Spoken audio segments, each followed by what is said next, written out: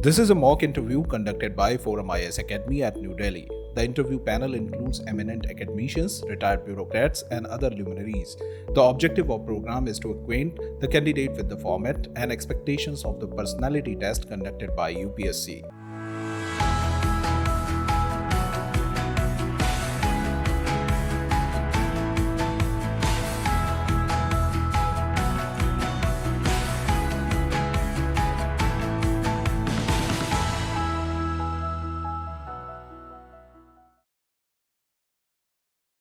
Please come. Good afternoon, ma'am. Good afternoon, sir. Good afternoon. Come, please sit down. So, what should we call you? Pururaj, Puru, what is your name?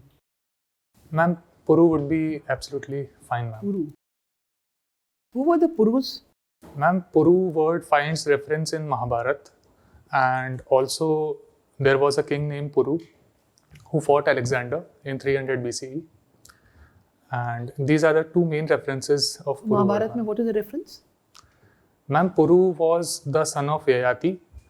And which dynasty? yes, ma'am. So, Puru dynasty was created by him, and later on this dynasty got the name Kuru dynasty after the name Kuru. So, and later on the descendants were Kauravas and Pandavas, ma'am. Krishna was not a descendant? No, ma'am, I'm not aware about Sri Krishna being a descendant of Puru. What is the major mining wealth of Rajasthan? Ma'am, Rajasthan is especially endowed with certain specific minerals which are most unique to Rajasthan itself. For instance, fluorspar and dolomite. Apart from these, it is also the major producer of non-metallic minerals. What about copper? Yes, ma'am. Copper is an important component. It's not non-metallic. Ma'am, it is not non-metallic. Copper, zinc also? Yes, ma'am. There are metallic minerals as well in Rajasthan, but the major reference so for which ones are being processed in Rajasthan? Where is the processing industry? Is it there? Yes, ma'am. They are definitely there, but I am not sure about the specifics of them. Oh. Oh, because you're a chemical engineer from Rajasthan and this is an important activity, I thought you might know. Yes, ma'am. Okay. So what ails our basic chemical industry? What is wrong with it? And what is to be done? What happened? Why is it in the mess it is today? Ma'am, chemical engineering as a basic field, chemical industry. Yes, ma'am, the key ailments in the chemical industry are lack of skilled labor force, firstly. Secondly, ma'am, there is a dearth of capital as far as emerging dimensions are concerned, like Is specialty there any chemicals. historical reason? Ma'am, I cannot think of it at the moment. What is the connection between basic chemicals and our API industry? Ma'am, basic chemicals are the fountain from which we create bulk chemicals and specialty chemicals. Bulk drugs, yes. Yes, ma'am. What are APIs? And APIs are active pharmaceutical ingredients, ma'am. These are the core components which actually cure the different ailments that we have, ma'am. So basically a typical drug, medicine, what would it have? Components. One would be an API. What would be the other major component? What's it called? Ma'am, it is called excipients. Very good. Excellent. And what is an excipient? Ma'am, excipients are binding agents and they are also those agents which control the release of API in our body, and they actually contribute to the actual functioning of APIs in the body. But basically they're inert substances. Yes, ma'am. Control, release, etc. is when you have those slow release and those ones, Okay, all right. So now, what ails our API industry? I was actually asking basic chemicals who are leading to API. Ma'am, APIs currently, China is far ahead of India. What is the problem with our industry? Yes, ma'am. Ma'am, we are historically left behind in this scenario. Why? Ma'am, firstly, because API industry is a highly specialized industry, and If you know, you answer. If you don't know, say I need to read up more. If you know, we'll go ahead with the discussion. ma'am, I'll read more on this, ma'am. All right, we'll discuss it, because that's very important for a chemical engineer to know. Now, there are a lot of gas leaks that take place from time to time. There was one Chennai, and it happens every other day from plants. So what should be done to prevent this? Last time we were lucky, nobody died. But it can lead to a lot of deaths like the 1984 Union Carbide one. So what should be done? There are certain regulations. Are you aware of those? Ma'am, I'm not aware about the specific regulations, but since I'm a chemical engineer, I have had the experience to visit plants, and I saw come to that. The point. How can it be prevented? Yes, ma'am. So there are regular inspections, ma'am, which check whether the scrubbers and the flare systems are actively working or not. And like you mentioned about the 1984 plant, these systems were actively not working, and there seems to be a lack of qualified engineers to operate these systems as well. So these are the two main reasons, ma'am. That is the reason why safety aspect is compromised currently. All right. What is the punishment for this kind of thing? Which provisions of our penal laws cover such sort of things? Ma'am, it's a criminal negligence on the part of industries. So, ma'am, I may not want to guess on this, ma'am. No, it is criminal negligence. That is right. But there are others also. Okay. Now, you have an interesting choice of your priorities. You have put customs at 3 and foreign service at 5 and income tax at 4. Why have you this very interesting combination? Why is that? One would have thought customs and income tax go together. Actually, customs I put above foreign service for the sole reason that in customs it's a field job.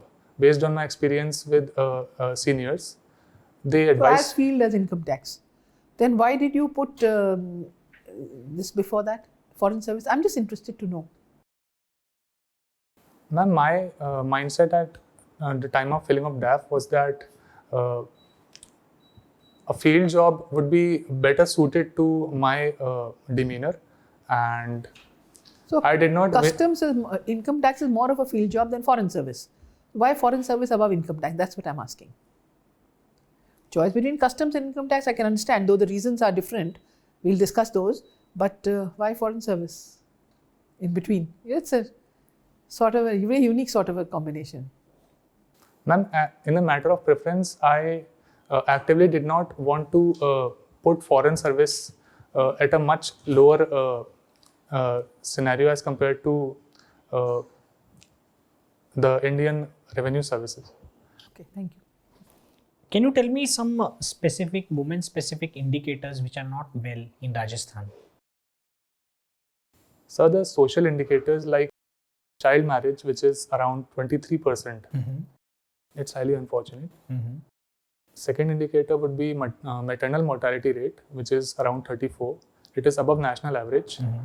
And lastly, sir, the phenomena of female feticide.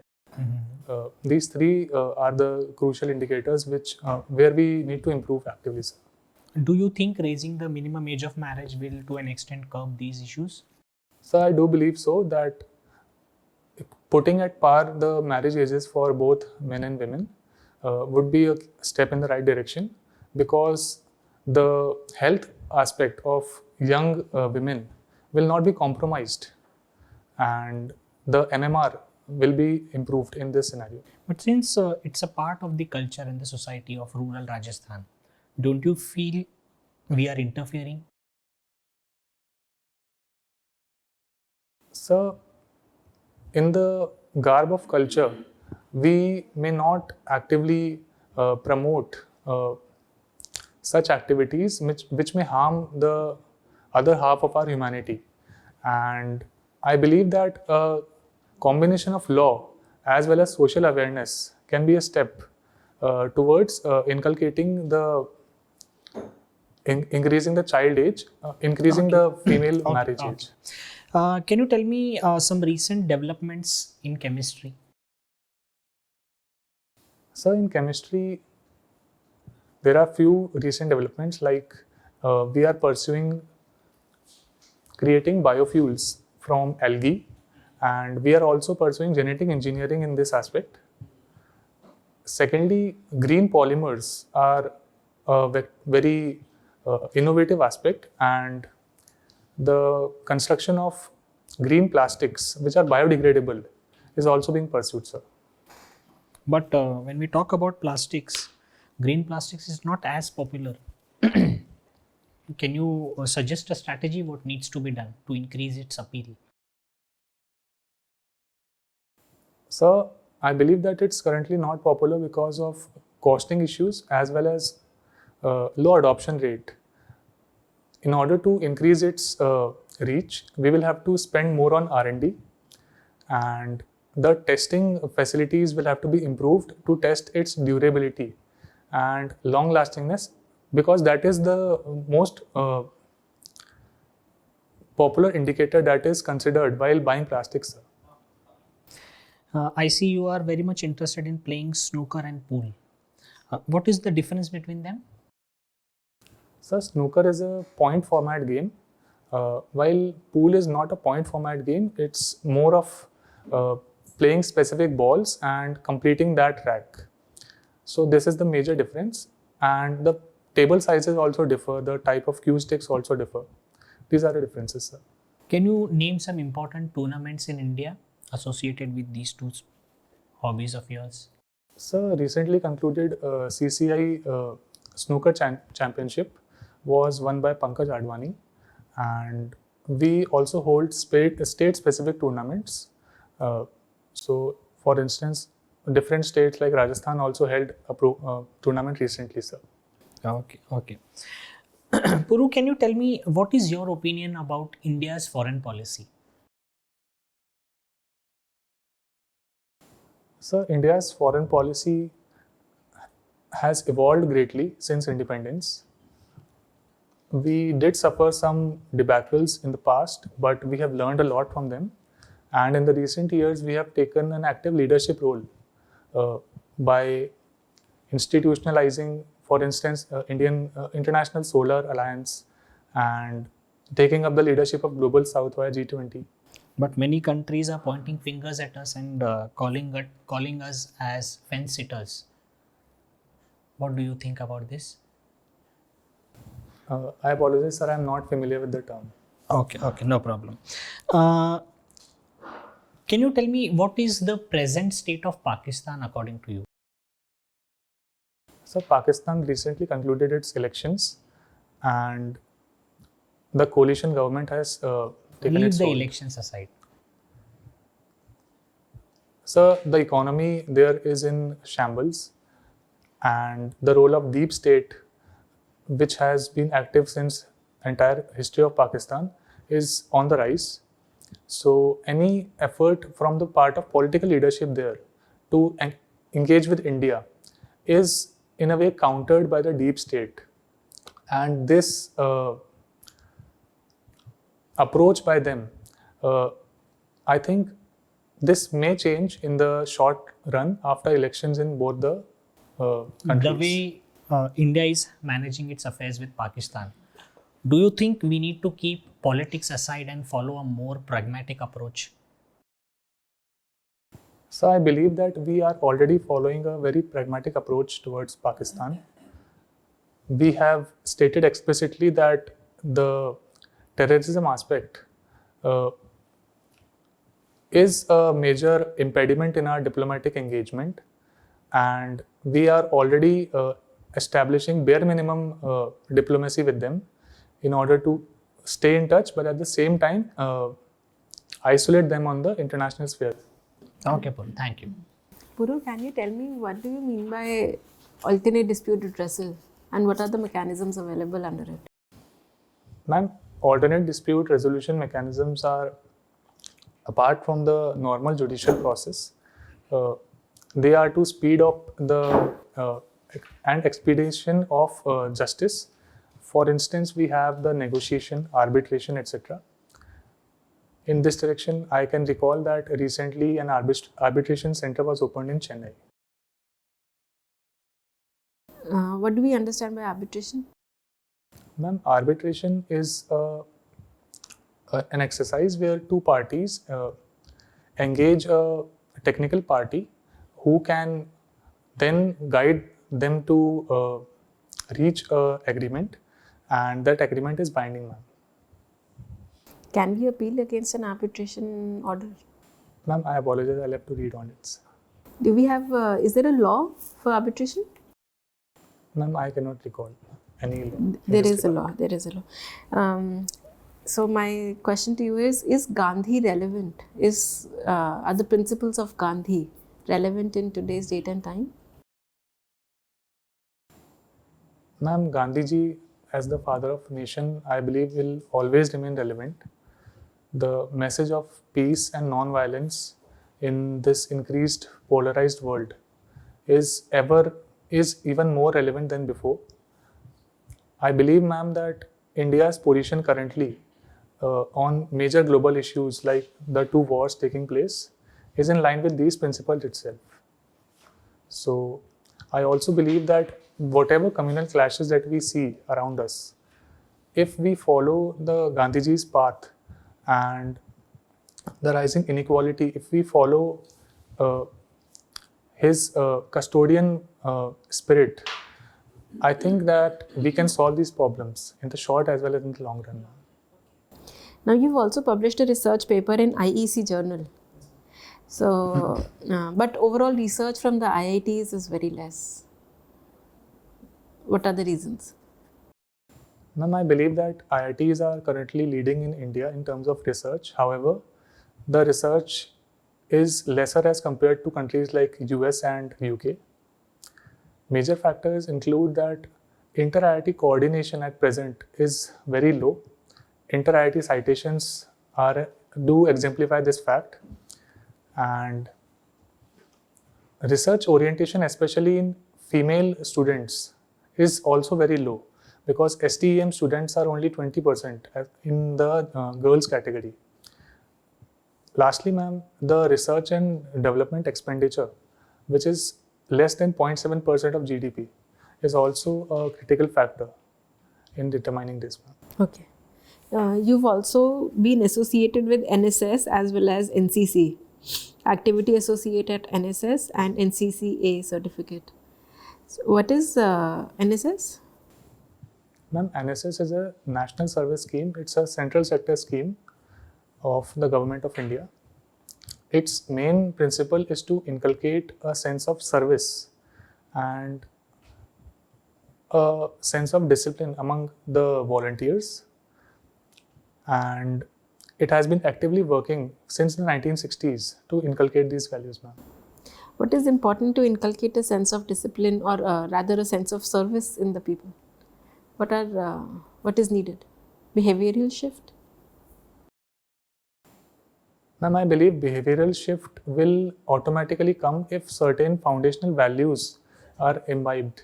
For instance, the first and foremost will be empathy towards the weaker sections.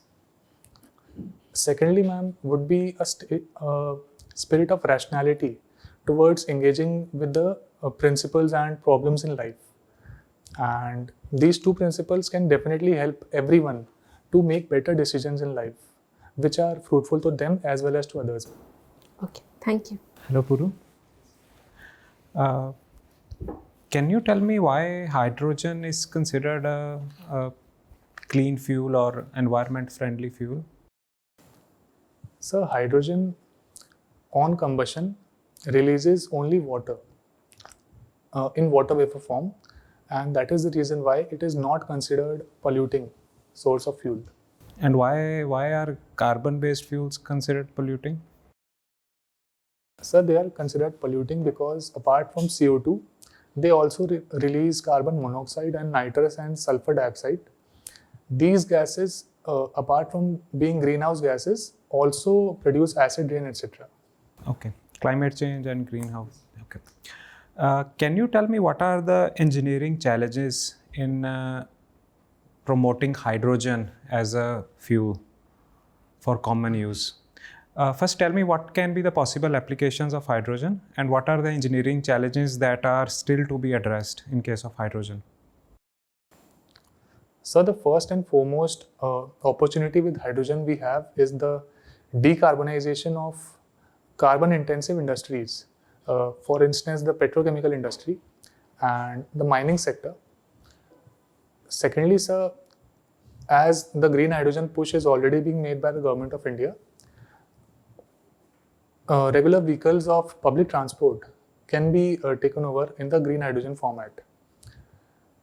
The major challenges as far as the technology is concerned are the engine technology, since we will require special engines, fuel cells for the burning of this.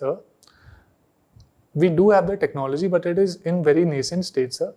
And in order to Okay, so one you have mentioned in terms of end use, how to efficiently use it. Other challenges? So second challenges would be the adoption of green hydrogen as an active fuel, because we will have to shift from the commonly available petrol and diesel, sir. Okay, adoption. Third? So for adoption comes a necessary challenge of infrastructure creation. Okay, production cost, don't you think it is also a challenge? Yes, sir, definitely it is a challenge, because currently it is 3 times as compared to normal petrol and diesel. Okay, how about transportation? What are the safety factors related to hydrogen? Yes, sir. Safety is also a major concern, sir. Why is it unsafe? Sir, because it does not have any smell. So if we have a leakage, it's difficult to detect. And the chemical aspect related to scrubbing, etc. is also very difficult to detect it, sir. Also, it is highly explosive. Yes, sir. Okay, anything else?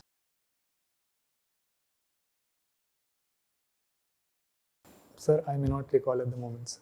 And do you think, in your assessment, what is the possible, if we talk about specifically about transportation, say, do you think that it will be electric vehicles or it will be hydrogen-based vehicles? Sir, for the actual transportation of hydrogen, No. In terms of mobility, I'm not talking about transportation now. I'm talking about, if we talk about the transportation sector, mobility we talk about, say EV cars we talk about. Do you think that it ultimately, which technology will prevail in your opinion? Is it EVs or it will be hydrogen based? sir, it's difficult to say at this point, sir. However, I believe that if we are able to procure critical minerals required for production of EVs at a very suitable rate, sir, then I believe that EVs will take a push further than hydrogen in the near future, sir. But in terms of abundance, which one is more, much more abundant? If we talk about the resources, what are the resources required for EVs and what are the resources required for producing hydrogen? Which one is more abundant? And which one will make more sense if we see the long term? So in the long term, I believe that renewable energy, via renewable energy, we will be able to break water into hydrogen and oxygen. So in the long run, I believe that hydrogen fuel cells might be a sustainable option, but EVs may take the lead in the short run, sir. Okay, all right. Thank you, Puru. That's all from my side.